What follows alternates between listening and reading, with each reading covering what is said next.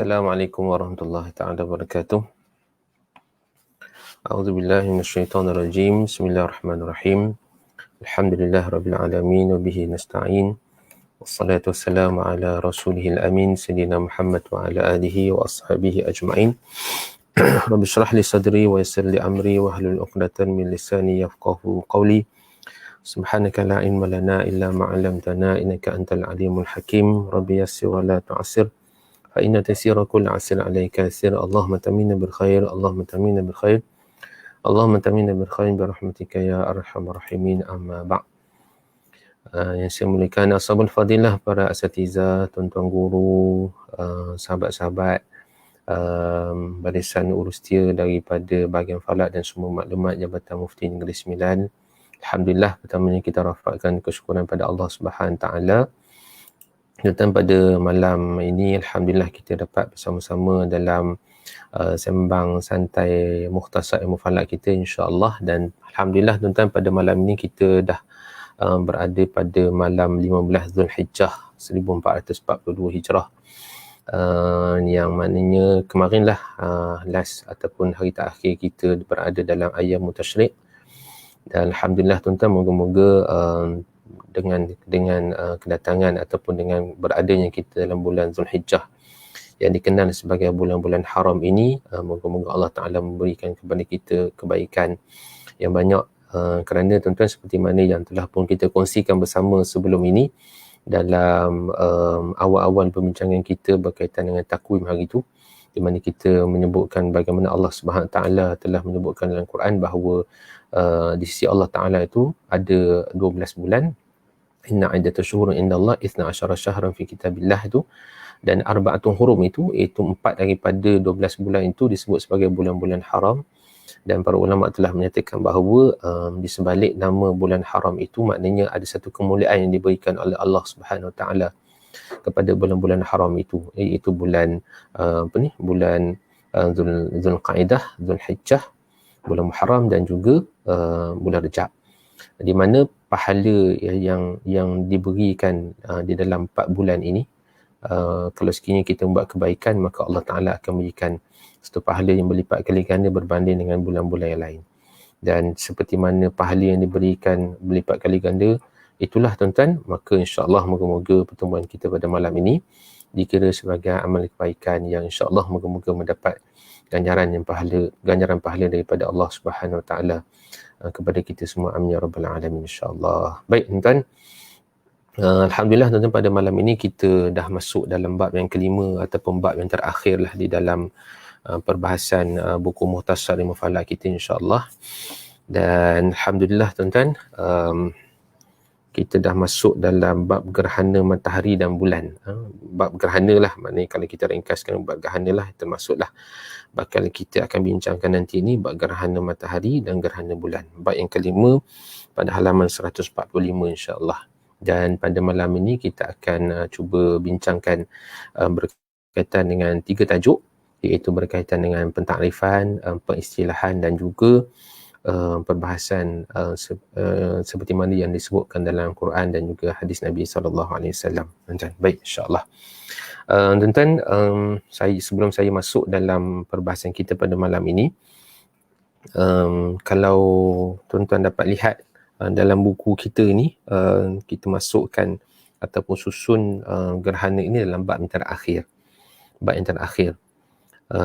Dan antara salah satu sebabnya tuan-tuan kenapa diletakkan gerhana ini dalam bab yang terakhir adalah kerana kami sendiri sebagai penuntut ilmu daripada almarhum Tuan Haji Gani, seorang tokoh ilmu falak yang terkenal di Malaysia, tuan-tuan, menyebutkan bahawa dalam buku beliau berkaitan dengan gerhana, menyebutkan bahawa gerhana ini adalah bab yang terakhir dibincangkan dalam fiqh falak ini, kerana dari sudut hitungannya adalah hitungan yang sangat panjang.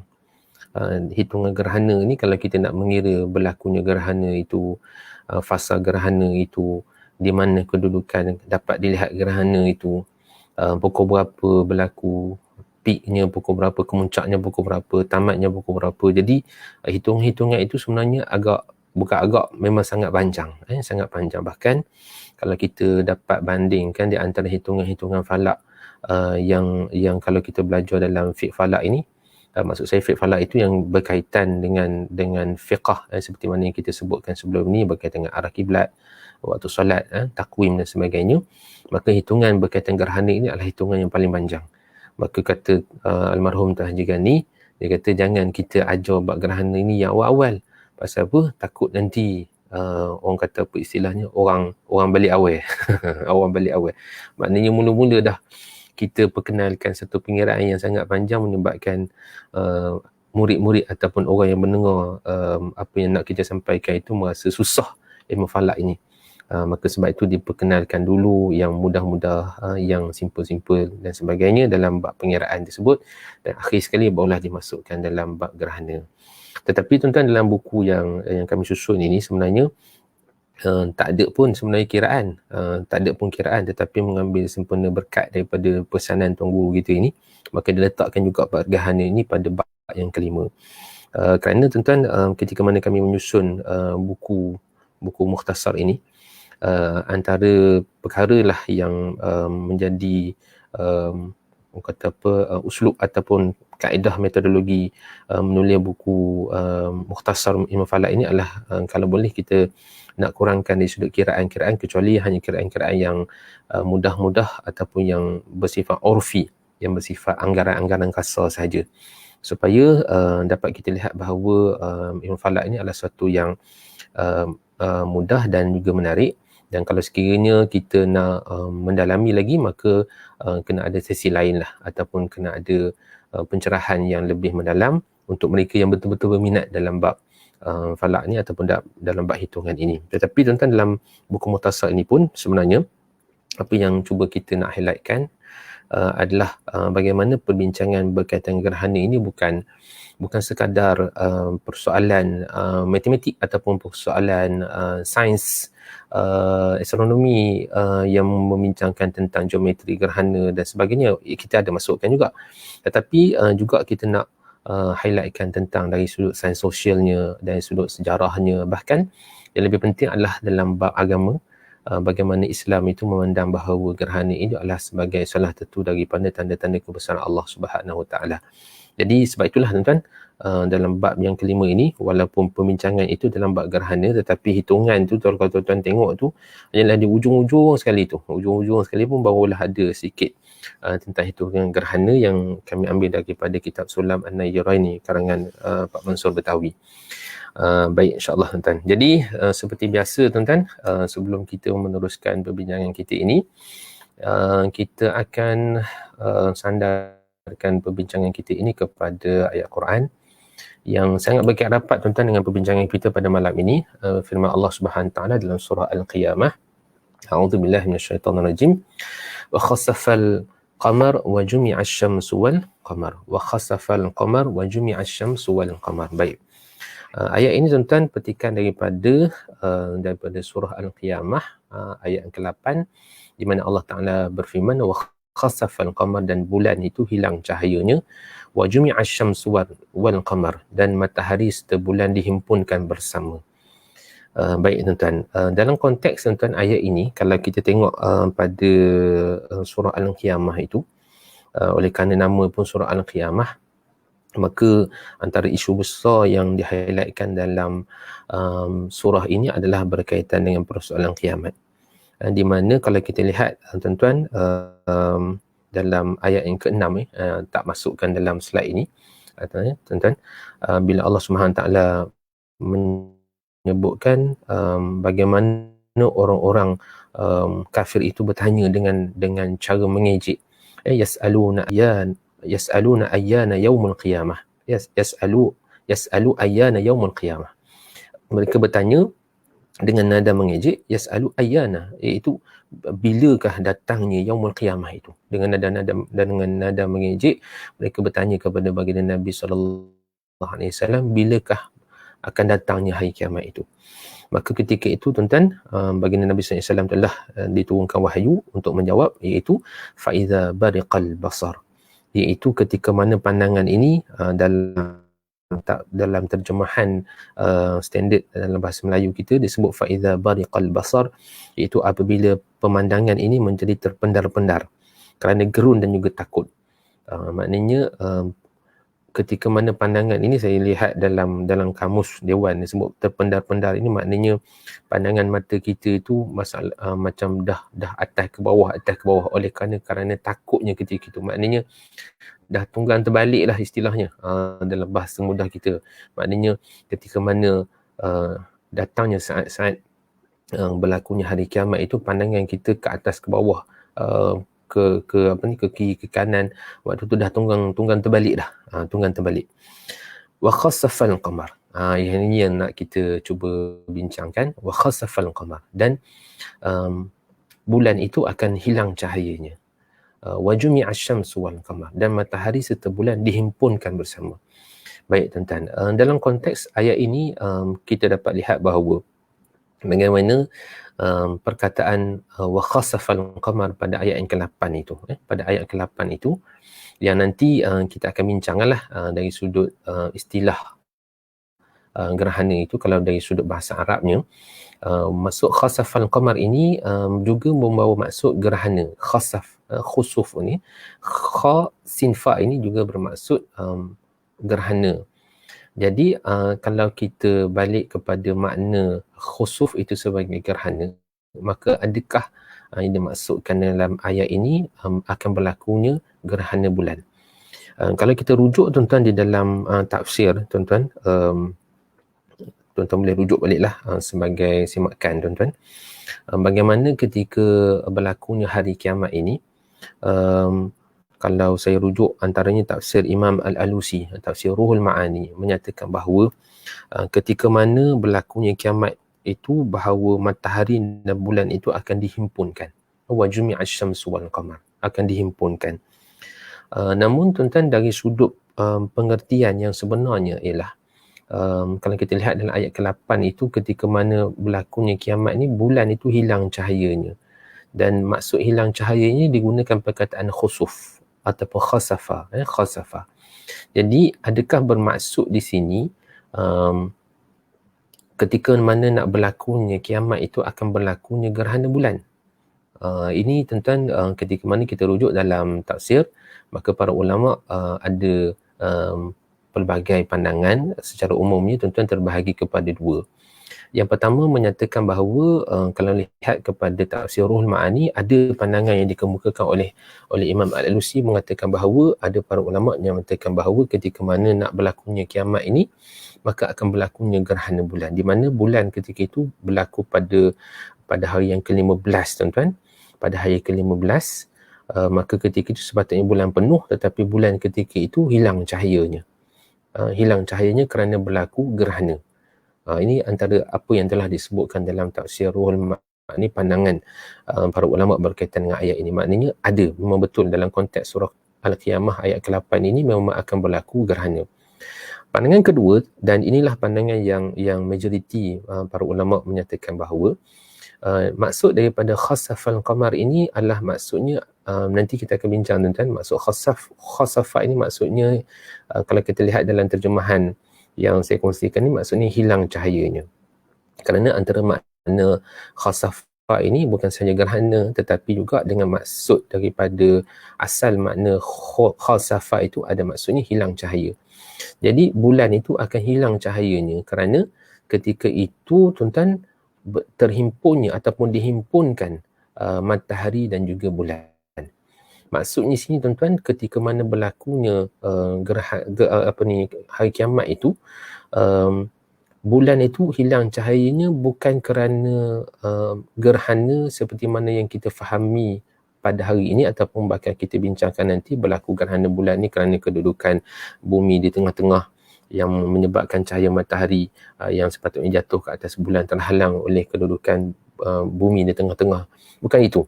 Tetapi apa yang dimaksudkan dalam konteks ayat ini adalah dihimpunkan dengan secara jumi'ah.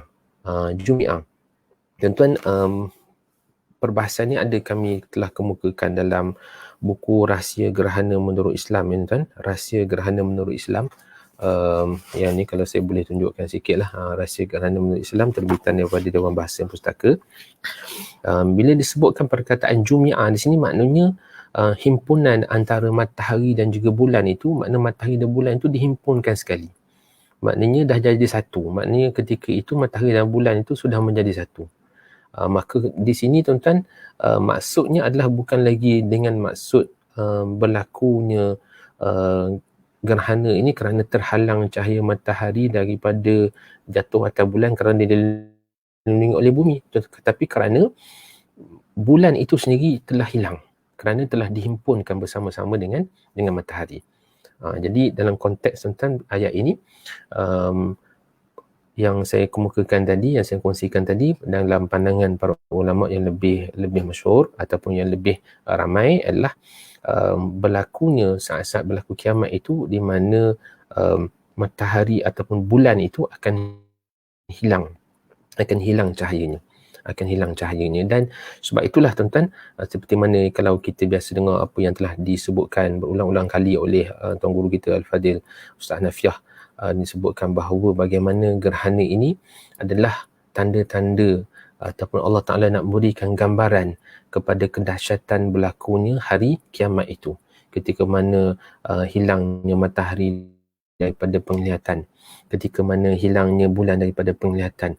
Maknanya ini adalah suatu gambaran kecil bagaimana saat-saat nak berlakunya kiamat yang sebenar itu, yang Allah Ta'ala sahajalah yang lebih mengetahui bagaimana keadaan yang sebenarnya, tetapi Allah Ta'ala memberikan, ataupun Nabi SAW sendiri telah menyebutkan bahawa bagaimana bila berlakunya gerhana ini, yukhawifullahu bihi ma'ibadah, di mana Nabi SAW menyebutkan bahawa dihantarnya gerhana ini adalah untuk menimbulkan rasa gerun pada hati orang-orang mukmin ataupun orang yang disebut sebagai hamba-hamba Allah Subhanahu Wa Taala itu, insya-Allah. Baik, tuan, ayat ini kalau kita nak bahas tuan-tuan panjang, tetapi cukup sekadar satu mukadimah kita pada malam ni, insya-Allah. Baik, okey. Baik, insya-Allah tuan-tuan, kita sebelum kita masuk, sebelum lagi mukadimah lagi tuan-tuan, tak masuk lagi ni.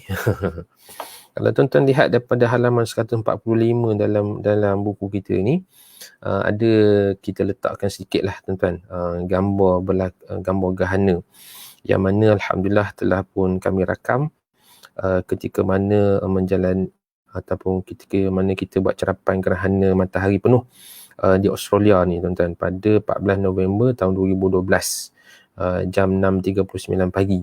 Waktu ni bergerhana pada waktu pagi tuan-tuan yang berlaku ni.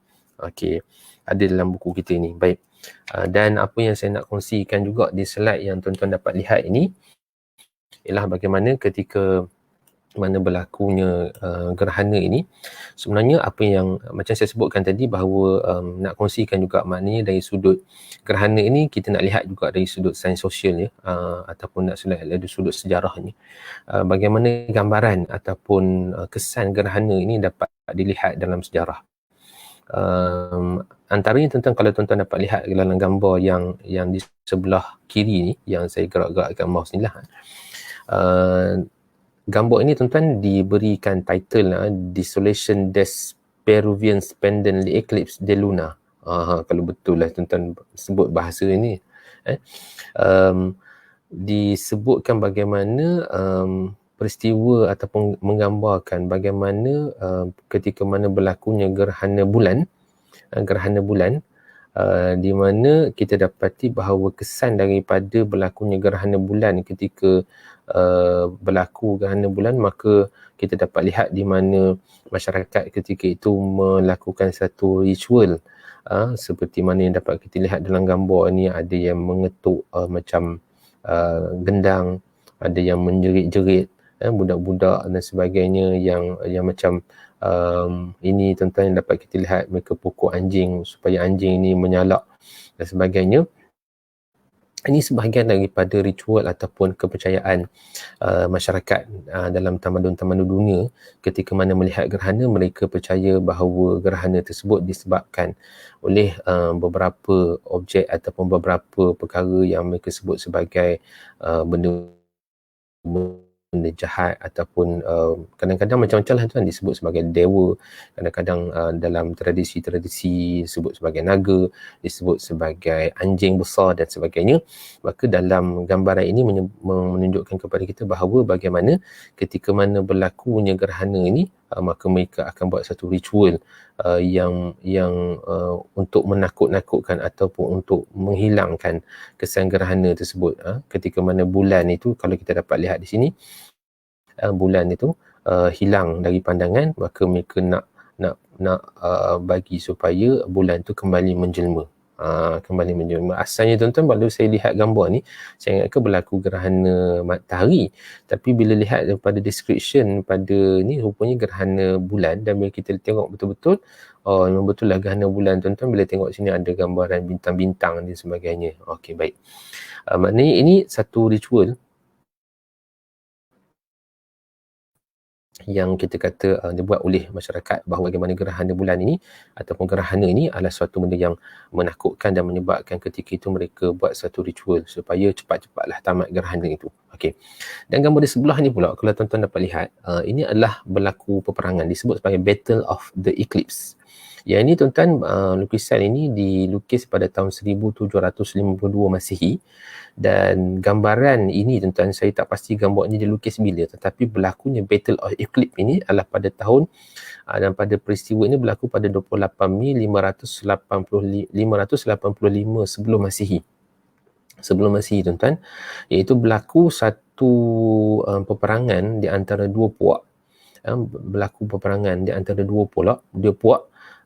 Dia berlaku tuan-tuan di Sungai Helis, apa nak sebut ni tuan. Tetapi kalau saya tengok dalam penjelasan disebut berlaku peperangan ini, kalau dalam konteks pada hari ini tuan, di negara Turki. Pada hari ini tempat ini adalah negara Turki, di mana ketika mana berlaku gerhana ni, dua puak ini sedang berperang. Puak-puak ini sedang berperang. Tiba-tiba ini gerhana matahari. Gerhana matahari. Gerhana matahari kita dapat lihat dia punya cahaya corona itu kan. Corona itu.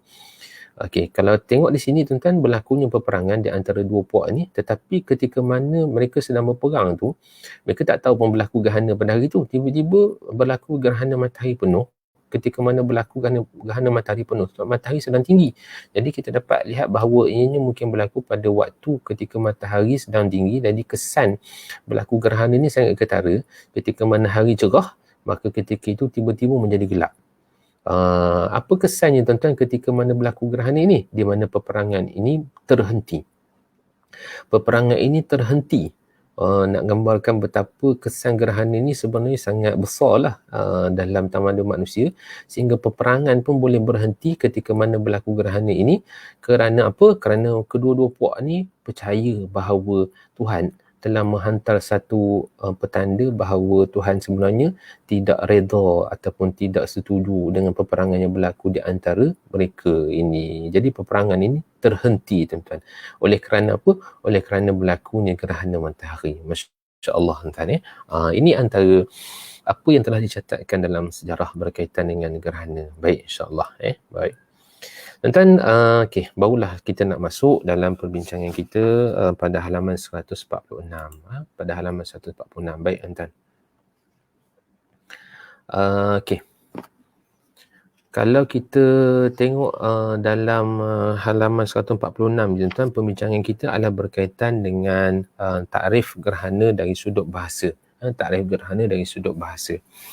Okey.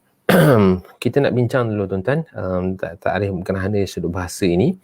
Dan menariknya tuan-tuan, bila kita lihat dalam perbahasan ini tuan-tuan, saya cuba kongsikanlah dari sudut makna dari sudut bahasa ini yang juga menarik untuk kita bincangkan. Okey, baik, insya-Allah tuan-tuan lihat pada halaman 146, dan ada juga saya kongsikan dalam slide itu secara ringkasnya. Baik. Takrif gerhana dari sudut bahasa. Istilah gerhana ini kalau kita lihat dalam bahasa Arab, dia ada dua istilah. Yang pertama disebut sebagai kusuf, kaf, sin, waw, fa. Saya besarkan sikitlah kalau mungkin tuan-tuan tengok dengan phone tak nampak kot. Okey, nampak lebih jelas ke? Okey. Kaf, sin, waw, fa, kusuf dan juga khusuf dengan huruf kha. Kusuf dan juga khusuf. Baik. Kusuf ini tuan-tuan, biasanya dalam kitab-kitab fiqh menyatakan bahawa kusuf ini merujuk kepada gerhana matahari, kaf. Sementara huruf kha, khusuf itu pula adalah merujuk kepada gerhana bulan. Kalau ejaannya adalah KUSUF lah dalam buku kita ni, dan dalam huruf kha tu KH, khusuf. Di mana kedua-dua istilah ini ada makna yang berbeza sebenarnya dari sudut kusuf ke ataupun khusuf ke, dua-dua ada makna yang berbeza. Kalau kita lihat tuan-tuan dalam kamus ataupun dalam kamus yang biasa kita, kalau pengkaji-pengkaji ataupun para pembahas akan biasa merujuk lah tuan-tuan, mereka akan rujuk kepada antara kamus yang cukup terkenal adalah Kamus Lisanul Arab. Nyatakan bahawa makna kusuf ini antara makna asal. Kita tak tengok lagi tuan-tuan dari sudut gerhana tu. Kita tengok dulu daripada makna asalnya adalah, antaranya dimaksudkan dengan kusuf itu maksudnya apa? Duka cita, menutup, kepingan, susah dan pucat. Itu maksud dia. Duka cita, menutup, kepingan, susah dan juga pucat. Okey, itu makna kusuf. Kaf itu dengan huruf kaf. Kemudian kita pergi pula kepada lafaz khusuf. Khusuf dengan membawa makna masuk, lenyap, membelah, hina, berkurang, hilang, gelap dan lapar. Lapar pun ada tentang masuk khusuf, kan? Baik. Dalam konteks bahasa, kalau kita sebut macam yang kita sebutkan tadi, gerhana matahari ini disebut sebagai kusuf, gerhana bulan ini disebut sebagai khusuf. Baik, tuan-tuan.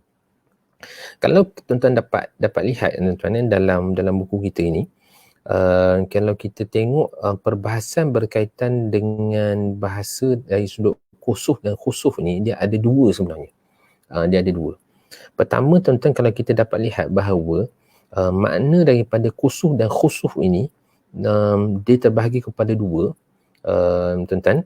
Yang pertama, kita akan dapat lihat bahawa makna dari sudut benda yang bersifat fizikal, berlaku pengurangan ataupun berlaku maknanya kalau kita tengok sesuatu, katalah benda tu katalah benda tu bulat penuh kan, bulat penuh, macam gambaran yang saya tunjukkan, bulat penuh, tiba-tiba tuan-tuan akan dapat lihat sebahagian sahaja daripada keseluruhan bulatan tersebut.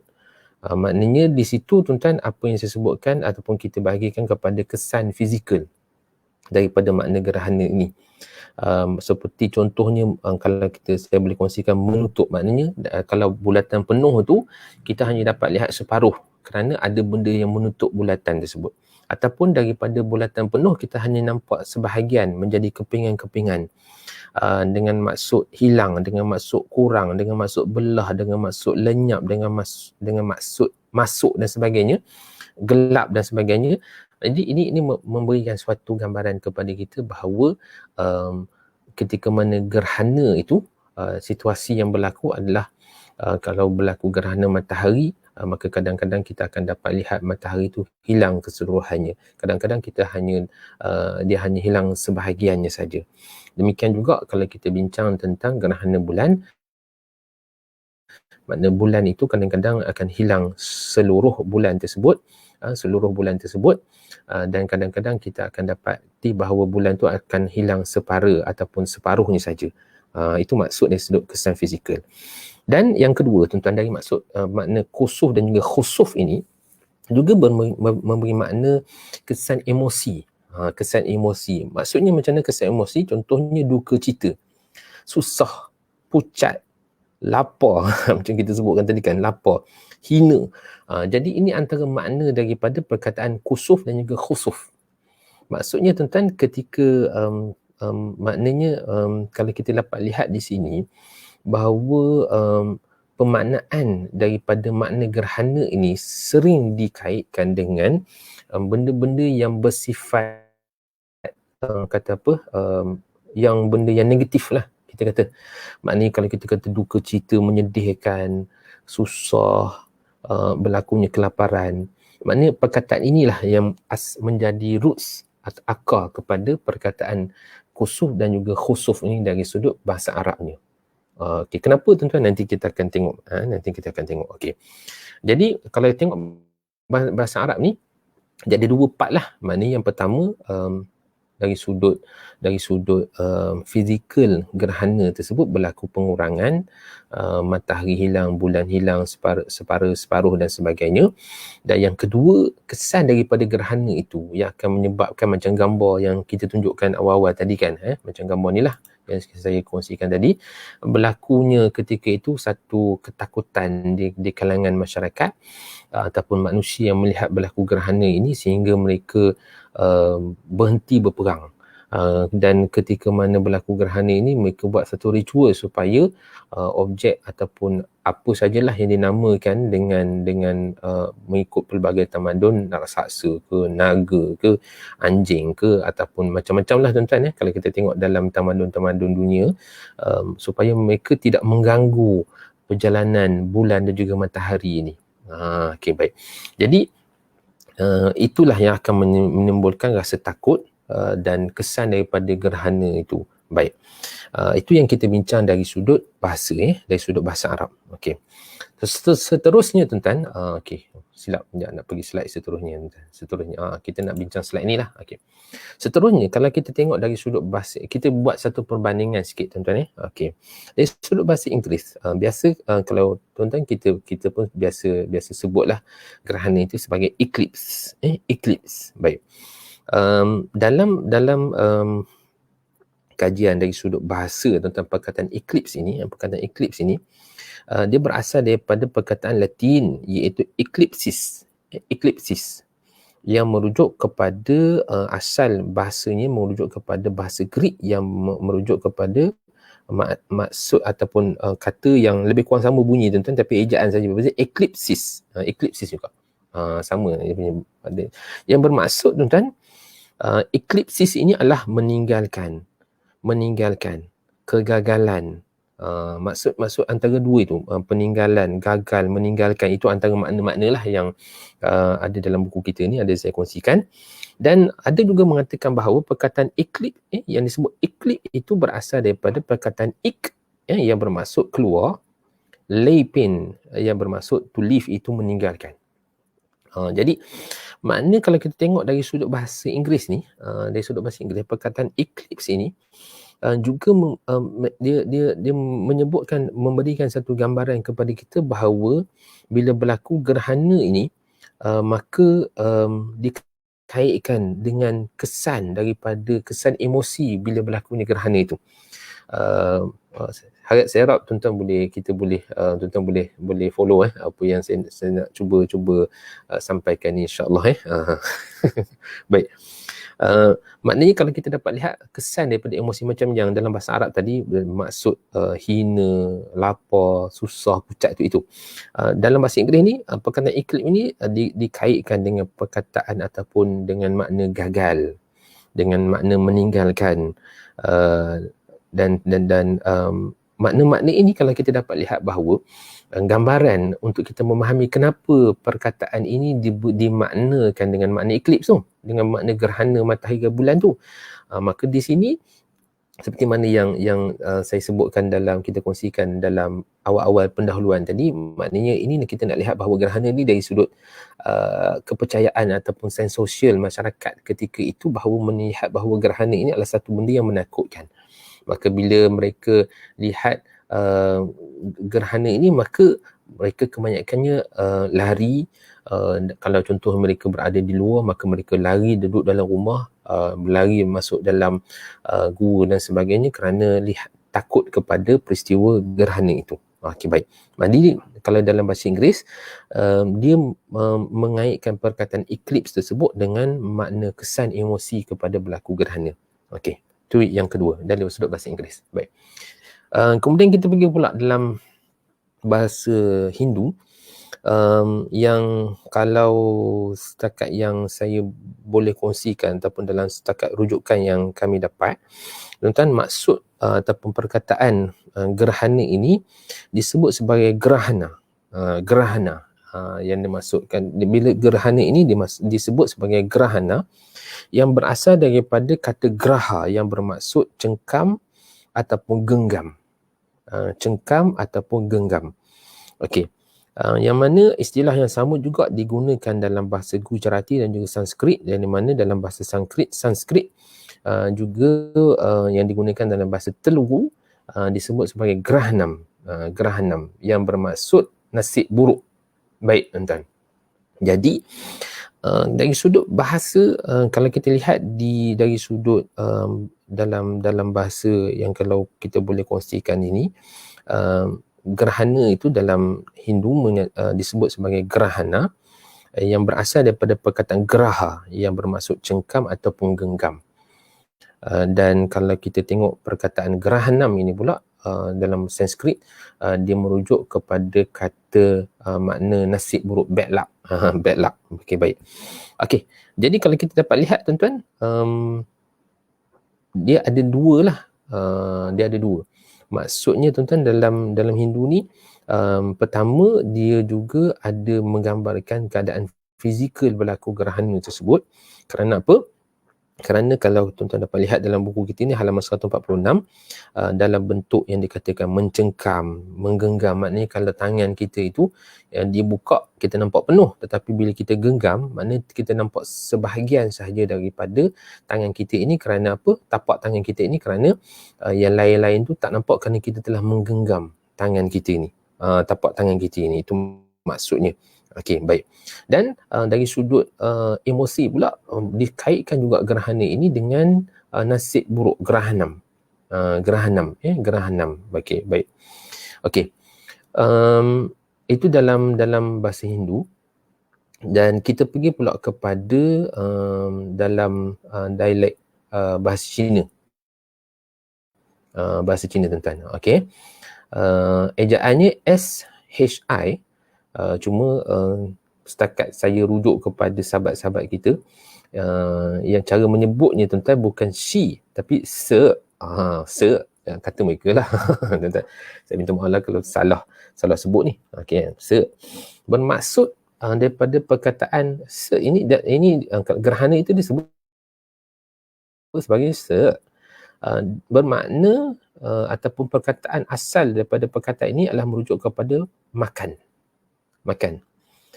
Kerana idea ini timbul untuk menjelaskan kenapa bila melihat bulan dan juga matahari itu yang sepatutnya penuh tetapi kelihatan separuh ataupun hilang semuanya, kerana ketika itu seolah-olah matahari ataupun kepercayaan mengatakan bahawa matahari dan bulan ini telah dimakan. Kalau dalam masyarakat Cina selalunya mereka mengaitkan dimakan oleh naga. Maka sebab itulah bila dilihat peristiwa gerhana ini disebut sebagai se yang asal daripada perkataan makan. Makan. Okey, baik. Jadi secara umumnya kalau kita dapat lihat, sebenarnya tuan-tuan dalam perbahasan bahasa Arab ni ada satu perbahasan yang lebih luas lah tuan-tuan, yang ada telah kami masukkan dalam buku Rahsia Gerhana Menurut Islam ni dari sudut perbahasannya, tetapi mungkin tak sempat kita nak bincang pada malam ni. Cukuplah tuan-tuan. Maknanya kalau kita dapat lihat dari sudut perbandingan daripada bahasa Arab, dari sudut bahasa Inggeris, Cina dan juga Hindu, kita dapati bahawa perkataan istilahan dalam bahasa Arab ni dia lebih tepat dan lebih luas. Kenapa? Kerana dia merangkumi apa yang telah pun kita sebutkan tadi, kerana dia merangkumi kesan fizikal berlaku gerhana tersebut. Dengan hilangnya matahari daripada penglihatan, gelapnya suasana yang berlaku ketika mana gerhana menyebabkan rasa takut, menyebabkan rasa susah dan juga menyebabkan ketika itu orang melihat gerhana itu susah hati. Ada yang melihat gerhana itu menandakan bahawa menandakan bahawa akan berlakunya musim-musim kelaparan akan berlaku dan sebagainya. Ini kesan daripada gerhana tersebut dalam bahasa Arab dan dapat kita lihat. Jadi dalam bahasa Arab ni bila sebut kusuf dan juga khusuf, dia memberikan suatu gambaran yang banyak lah. Maknanya kalau kita dapat lihat itu di mana liputan ataupun litupan, mana satu tuan-tuan perkataan yang betul ni, litupan maknanya cover lah.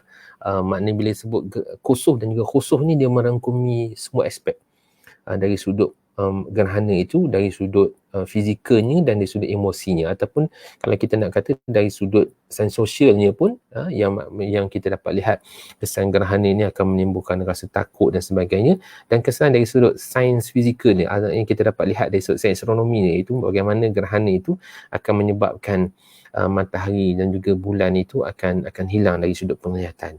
Berbanding dengan bahasa-bahasa lain, kalau kita lihat dalam bahasa Inggeris, lebih kepada kesan, lebih kepada kesan. Maksudnya kesan ni macam kita sebutkan tadilah, menimbulkan rasa takut kepada orang yang melihat gerhana, menyebabkan mereka meninggalkan kampung, meninggalkan kalau mereka sedang bercucuk tanam di kebun dan sebagainya, mereka lari masuk dalam rumah dan sebagainya. Demikian juga cuma dalam Hindu dan juga Cina ada hint dua konteks yang kita bincangkan tadi ni, kesan fizikal dan juga kesan emosi, kerana kalau kita dapat lihat dalam perkataan geraha yang bermaksud cengkam ataupun genggam, itu menggambarkan berlakunya perubahan fizikal daripada gerhana. Gerhanam itu nasib buruk yang biasa orang kalau kita lihat dalam tamadun-tamadun, bahawa mereka percaya bahawa gerhana ini membawa nasib buruk, tanda bahawa nasib buruk akan melanda mereka.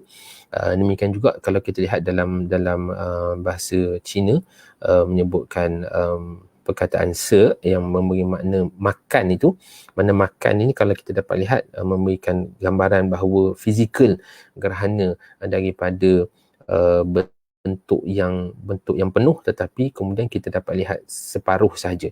Tapi tak ada kesan emosi di sini. Tak ada kesan emosi. Okey, baik. Sebab tu secara umumnya kalau kita dapat lihat bahawa pengistilahan dari sudut bahasa Arab ni lebih menyeluruh. Tambah lagi tuan-tuan, kerana satu-satunya lah, kalau wallahu alam tuan-tuan, dari sudut bahasa, satu-satunya bahasa yang ada dua istilah gerhana. Kusuf pun boleh, khusuf pun boleh. Nanti insyaAllah kita akan tengok dalam hadis nanti. Kusuf pun boleh, khusuf pun boleh. Okey, baik.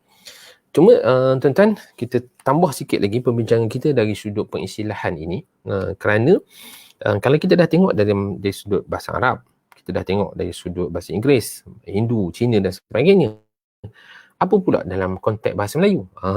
Konteks bahasa Melayu. Ketika mana bila kita tengoklah dalam sudut pengistilahan gerhana dalam bahasa Melayu, ini tuan-tuan boleh setuju, boleh tidak setuju dengan apa yang kami paparkan dalam buku ini, tentang asal maksud gerhana ini. Okey. Dari sudut istilah ataupun kata gerhana, kata gerhana ini adalah satu perkataan yang kekal dalam alam Melayu kita ini, yang tak terkesan ataupun tak berubah lah bila datangnya Islam. Maknanya perkataan gerhana ini masih kekal. Kita sebut sampai hari ini sebagai gerhana. Maksud saya tuan-tuan, maknanya kalau kita sebut dalam beberapa istilah yang telah pun diresapi ataupun telah pun kita menggunakan lebih banyak istilah dalam bahasa Arab. Dalam bahasa Arab contohnya perkataan hisab, hitung kan, mengira, itu asal daripada perkataan bahasa Arab. Ataupun hari ini kita dah sebut sembahyang itu sebagai solat. Contoh itu sebagai contoh. Okey, cuma perkataan gerhana ini sampai sekarang lah, kalau kita kata berlaku gerhana, kita tak kata berlaku kusuf ataupun berlaku khusuf. Tak ada. Setakat yang kalau kita tengok dalam cara kita menyebut pun, ataupun dalam berlaku dalam surat khabar dan sebagainya, tak ada kita sebut berlaku khusuf pada siang hari tadi, berlaku khusuf pada malam tadi. Tak ada. Kita sebut gerhana bulan ataupun gerhana malam. Maknanya istilah kata gerhana ni kekal. Ada seorang guru saya yang saya rujuk juga mengkaji dari sudut aspek bahasa ini menggambarkan kepada kita bahawa pemaknaan gerhana itu adalah dah ada dalam bahasa Melayu. Jadi istilah gerhana itu tidak ditukar dalam istilah yang lain. kekal dengan istilah gerhana tersebut kerana dia memberikan makna yang sama seperti mana yang dikendaki dalam bahasa Arab itu. Itu khusuh dan juga khusus. Jadi gerhana itu kekal. Cuma bila kita lihat perkataan gerhana ini, dia agak menarik untuk kita bincangkan kerana kalau dari sudut term bahasa Melayu, ada dua makna. Tuan-tuan boleh lihat pada halaman 147 dan saya beralih pada halaman 148. Kalau dari sudut gerhana, tuan-tuan boleh semak balik dalam Dewan Bahasa dan Pustaka, kamus Dewan Bahasa dan Pustaka online dan sebagainya lah. Maknanya gerhana ini, bila sebut gerhana ini terbahagi pada dua, gerhana bulan dan juga gerhana matahari. Ini seperti mana apa yang kita faham lah, gerhana matahari, gerhana bulan bila sebut gerhana ini. Cuma dari sudut istilah bahasa Melayu, gerhana juga digunakan dalam bentuk kiasan. Contohnya tuan-tuan, kalau dalam peribahasa disebut wajah seperti matahari tengah gerhana. Disebut dalam bentuk kiasannya wajah seperti matahari tengah gerhana. Bermaksud berwajah muram kerana duka cita. Maknanya nak sebutkan di sini bahawa bila kita sebut gerhana itu selalunya dari sudut kiasannya kita menggambarkan situasi yang menduka citakan. Kalau seorang itu bergembira, kita tak kata wajahnya seperti bulan sedang gerhana ataupun matahari sedang gerhana kalau seorang itu bergembira. Tetapi kalau mereka wajahnya bermuram durja dan sebagainya, maka kita kata wajahnya seperti bulan sedang gerhana, menggambarkan situasi berduka cita. Okey. Ini dua term yang kita lihat dari sudut penggunaan dalam bahasa Melayu. Okey. Kemudian tuan-tuan, kita nak pergi kepada akar kata yang disebut sebagai gerhana ini. Akar kata yang dimaksud sebagai gerhana ini. Okey, tuan-tuan. Okey.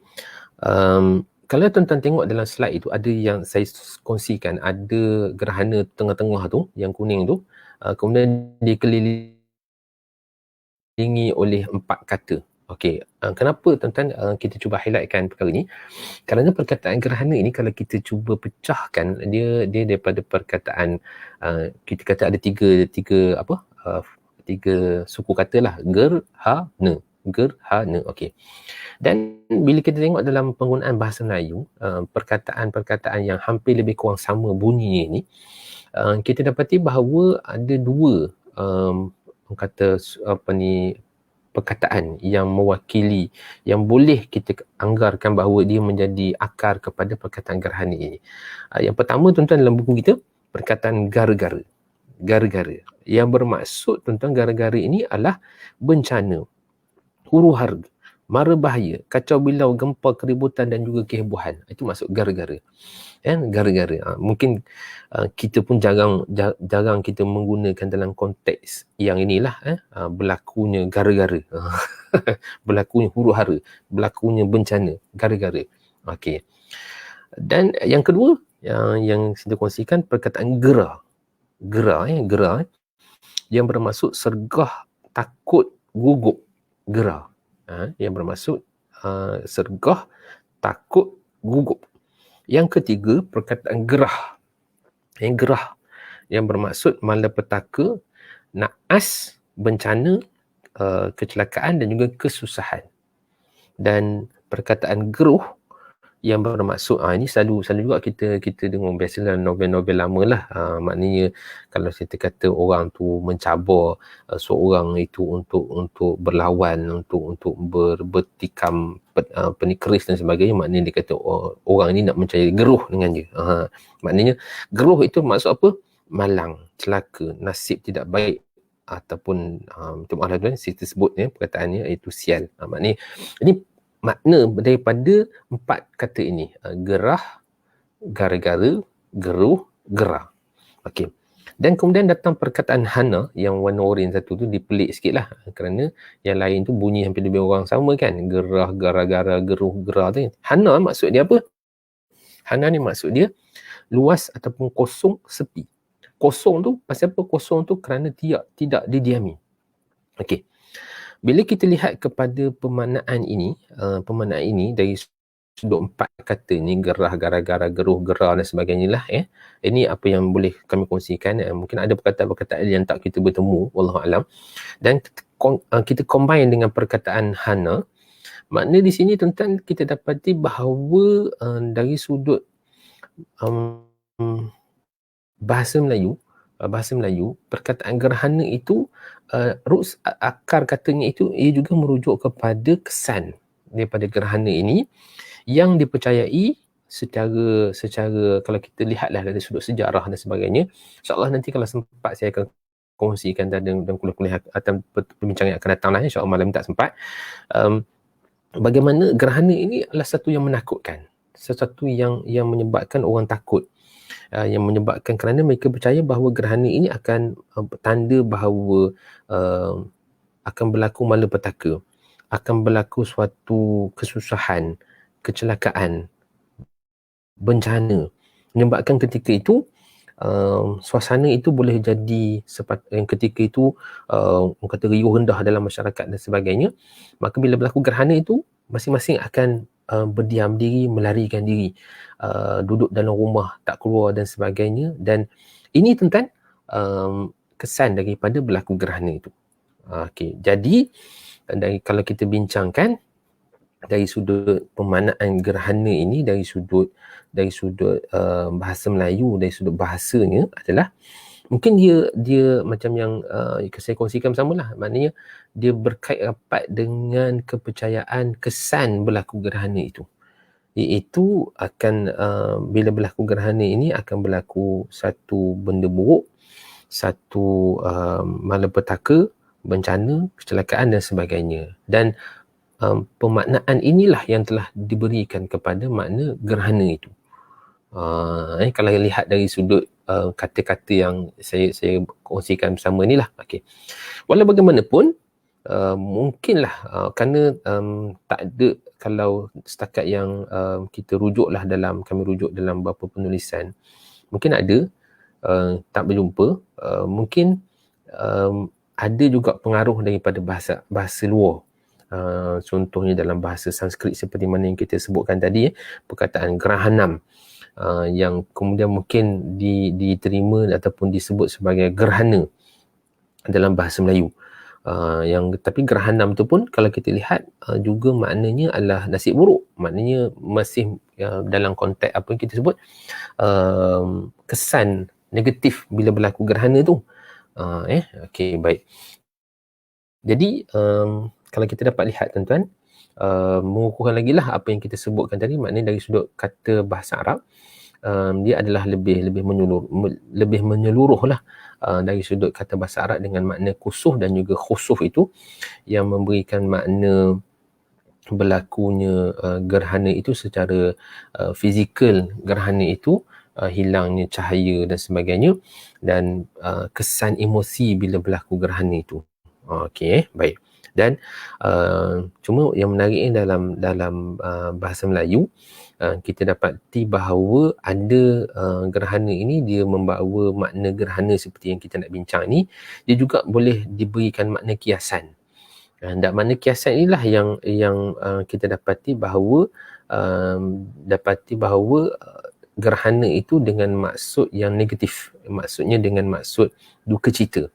Dengan maksud duka cita dan sebagainya, seperti mana yang kita bincangkan tadi, seperti apa kata pepatah Melayu, wajah seperti matahari tengah gerhana. Maknanya nak nyebutkan bahawa wajah itu bermuram durja. Bermuram durja. Okey, baik. Ini maksud di situ. Okey, baik. Jadi itu perbincangan dari sudut bahasa lah, dari sudut bahasa. Okey, baik. Cuma tuan-tuan, sebagai suatu saya ingat kita tak sempat nak masuk perbahasan dari sudut Quran dan juga hadis tuan-tuan. Okey, tak apalah, saya rasa sempat kot. Okey, itu dari sudut bahasa dari sudut bahasa yang dapat kita lihat dari sudut konteks ni tuan-tuan. Mana dari sudut fizikal dan juga kesan. Okey, baik. Kita tengok pula dari sudut Quran dan juga hadis. Kita tengok ada masa yang berbaki ni, insya-Allah. Okey. Halaman 149. Gerhana dalam Quran dan juga hadis. Apa yang telah pun insya-Allah telah pun kita kongsikan bersama pada awal-awal perbincangan kita tadi tuan-tuan, dari sudut perbahasan Al-Quran, lafaz kusuf dan juga khusuf ini ada disebut dalam Quran. lafaz kusuf, atau kita rujuk kepada akar kata kaf sin fa dan juga kha sin fa. Itu kaf sin fa dan kha sin fa itu ada dalam Quran. Ada dalam Quran. Di mana ada 13 kali disebutkan perkataan akar kata menggunakan kaf sin fa ni, sama ada menggunakan inkasafa dan sebagainya lah. Tapi yang pentingnya ada perkataan kaf sin fa dan ke kha sin fa itu ada 13 kali ulangan, ada dalam 10 surah dan ada dalam 12 ayat. Maknanya ada satu ayat itu diulang 2 kali perkataan ni. Okey, baik. Dan yang makna yang paling dekat dengan makna gerhana sebenarnya adalah merujuk kepada surah Al-Qiyamah ayat ke-8 tadilah yang kita bincang pada perbincangan kita awal-awal tadi tu. Okey, baik. Cuma tuan-tuan, dari sudut perbahasan gerhana, kusuf dan juga khusuf dalam konteks ayat Quran ini, kita juga dapati bahawa tuan-tuan, ini antara mungkinlah kalau kita nak bahas kenapa bila kita disuruh untuk solat ketika mana berlakunya gerhana ini. Kerana apa? Perkataan lafaz kusuf dan juga khusuf dalam Quran ni tuan-tuan, selalu ataupun digunakan dalam konteks azab. Dalam konteks azab, kusuf ataupun khusuf. Contohnya tuan-tuan, dalam surah Al-Isra ayat yang ke-92. Ayat ke-92 contohnya perkataan kusuf ini. Contohnya Allah Ta'ala berfirman, a'udzubillahi minasyaitonir rajim, au tusqitas sama' kama za'amta 'alaina kisafan au ta'tiya billah wal malaikati qabila. Yang bermaksud, atau sehingga engkau gugurkan langit itu berkeping-keping ke atas kami sebagaimana yang engkau katakan akan berlaku, atau sehingga engkau bawakan Allah dan malaikat untuk kami menyaksikannya. Baik, latar belakang ayat ini adalah bagaimana orang-orang kafir ketika itu yang tak percaya tentang wahyu, tentang apa yang Nabi SAW beritahu tentang hari kiamat dan sebagainya, maka mereka mencabar Nabi. Mereka tidak mahu beriman dan mereka minta supaya Nabi bawakan apa yang disebut sebagai tusqitas sama', sehingga gugur langit itu kama za'amta 'alaina, seperti mana yang engkau katakan, biarlah langit itu jatuhnya kisafan, berkeping-keping. Keping-keping. Maknanya dalam konteks tuan-tuan, contoh ayat ini, langit itu akan jatuh berkeping-keping ke atas mereka. Dalam konteks ini tuan-tuan menceritakan tentang bagaimana azab yang berlaku, di mana langit ini akan runtuh ke atas orang-orang seperti mana yang mereka minta. Contoh dan tuan-tuan boleh rujuk baliklah dalam buku yang telah pun insya-Allah kami tulis ini, iaitu Rahsia Gerhana Menurut Islam. Tuan-tuan, dalam ayat-ayat lain juga kebanyakannya, hampir keseluruhannya, dan dalam hanya satu saja ayat yang menyebutkan perkataan kisafat ini dalam konteks yang dalam bentuk nikmat, di mana Allah Ta'ala menyebutkan bagaimana awan-awan yang dijadikan itu membawa hujan yang disebut wayaj'aluhu kisafan, dan Allah Ta'ala menjadikannya awan-awan itu jadi berkelompok-kelompok, lalu daripada kelompok-kelompok awan turunnya hujan, yang daripada hujan tersebut menyebabkan mereka gembira. Ini satu-satunya wallahu a'lam tuan-tuan, setakat mana yang kami lihat dalam surah Ar-Rum ayat yang ke-48. Yang lain tuan-tuan, kalau tuan-tuan dapat lihat surah Asy-Syu'ara ayat 187, surah As-Saba ayat yang ke-9, perkataan-perkataan ataupun dalam konteks perkataan kisafa ataupun perkataan khasafa membawa makna azab. Maka di sinilah wallahu ta'ala alam tuan-tuan, bila kita berlaku gerhana ini, maka kita disuruh untuk solat banyak ingat Allah Subhanahu Ta'ala, kerana roots perkataan kusuf ini dikaitkan dengan azab. Dengan azab. Baik. Cuba okey. Itu dalam Quran. Dalam hadis Nabi sallallahu alaihi wasallam, perkataan kusuf dan juga khusuf ini, okey, ini dalam buku yang dalam buku Mukhtasar ni tuan-tuan, kita bawa dua hadis. Dua hadis. Di mana tuan-tuan hadis daripada yang pertama daripada Mughirah bin Syu'bah, Di mana hadis ini tuan-tuan berbunyi in kasafatis syamsu ala ahdi Rasulillah sallallahu alaihi wasallam yauma mata Ibrahim faqala Rasulullah sallallahu alaihi wasallam inna syamsa wal qamar ayatan min ayatillah la yankasifani limautin ahadin wala lihayatihi fa idza ra'aitumuhuma fad'ullah wasallu hatta yankashif. Insya-Allah tuan-tuan kita akan bincangkan hadis ini dalam perpanjangan lebar. Tapi tuan-tuan dalam konteksnya tuan-tuan dapat lihat bahawa perkataan kusuf kaf sin fa ni memang digunakan dengan maksud gerhana. Berbanding dengan Quran tadi tidak direct, tetapi diberikan bentuk kiasan-kiasan sahaja. Dan bila kita sebut perkataan kusuf dalam hadis ini disebut perkataan kaf sin fa, kusuf. Ya, yang kita sebutkan tadi perkataan kusuf ini disebut selalu digunakan kepada gerhana matahari, in kasafatis syams. Okey, baik. Hadis yang kedua daripada Abu Musa radhiyallahu anhu berkata, khasafatis syamsu dengan huruf kha pula. Khasafatis syamsu fi zamanin Nabi sallallahu alaihi wasallam faqama fazi'an yakhsha an takuna as-sa'ah hatta al-masjidah faqama yusalli bi atwali qiyamin wa ruku'in wa sujudin ma ra'aituhu yaf'aluhu fi salati qattu thumma qala إن هذه الآيات التي يرسل الله لا تكون لموت أحد ولا لحياته ولكن الله يرسلها يخوف بها عباده فإذا رأيتم منها شيئا فافزعوا إلى ذكره ودعائه واستغفاره أو كما قال. Baik. Hadis ni tuan-tuan insya-Allah kita akan bincangkan juga nanti. Cuma nak highlightkan perkataan khasafatis syams. Disebut dalam konteks hadis ini perkataan khasinfa, bermaksud gerhana. Gerhana.